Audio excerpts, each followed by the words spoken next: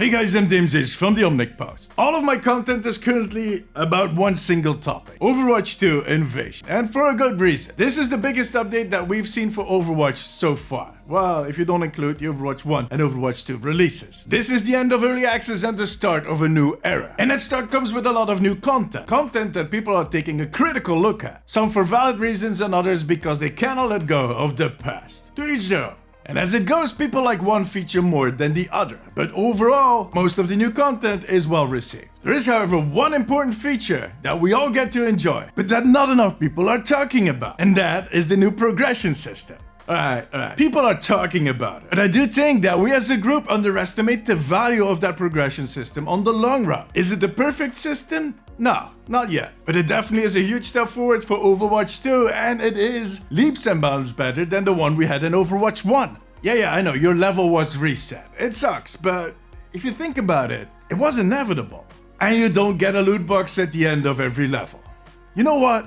Fuck loot boxes. I've always said this, they are a system that is set to fail. I can understand that some people remember it fondly, as we do with other things that weren't actually that good. But for most of us, those loot boxes were utter disappointment. Over and over again. And the longer you played the game, the more of a disappointment they became. And you know what the worst thing was? Blizzard could in no way have fixed that. Because the more stuff they added to the loot boxes, the less chance there was that you would be pulling out something you wanted. No, you would just be pulling out stuff you were never going to equip. But anyways, this is not a video about loot boxes. I'll make a separate one about that soon. Brace yourselves. This video is about the new progression system. In case you haven't gotten a chance to log into the game just yet, let me explain. This new system is a hero leveling system. As you play your games, you'll start leveling certain statistics on your heroes. And these could go from rather general ones like healing done to very specific ones like boob kills. Guess who that is for? Now, as you level those statistics, you also level your hero. So at some point you're going to be a level 12 Lucio player. But on top of that, you're also leveling your account. And just like in the old system, there are badges for those different levels. Badges on the sub-hero level, on the hero level, and on the account level. Contrary to the old system, however, you can actually read what level you're at without using a cheat sheet.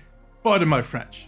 Yeah, as pointed out earlier, you do not get a loot box for every level. There are other rewards like name cards and titles, but I think that is one point they need to work at with this system. Rewards. If they figure this out, they could become the ultimate progression system for Overwatch. See, you get something to work at that suits your playstyle specifically. It's tailored to who you play and which way you play them. You get to brag about it with titles, name cards and whatnot, and you get to see it yourself on a lot of places. Plus, you get an extra spot to see your highlight intros. Because at the end of a game, they will tell you your progression, and that starts off with the highlight intro for the hero that you have been playing. It's a small thing, but I think it's important. But the most important one, in my opinion, is that it sweetens the sour taste of defeat. We've all been there. Losing a game sucks. Some people can handle it better than others. But even for the salty ones, if you end up on a screen that shows you that you made progress on 3 or maybe even 6 parameters, it's not going to fix your whole day, but it's going to cut off some of that sting that you're feeling. And for me personally, it gives me one more reason to play that extra game. See, I have 3 accounts. One that I use for streaming, one that I use for more community and video stuff, and my personal account. Top secret. Now, usually I do my dailies and then I either log off or I keep playing on one of the accounts merely because I want to end on a victory or because I'm close to leveling my battle pass. You know, any excuse is good. With this new system, there's always kind of a reason to play that extra game. It's actually kind of worrying how easy we are persuaded in, well, just one more game by statistics like that. But I'll consider that a personal challenge, a personal problem. I need to overcome that.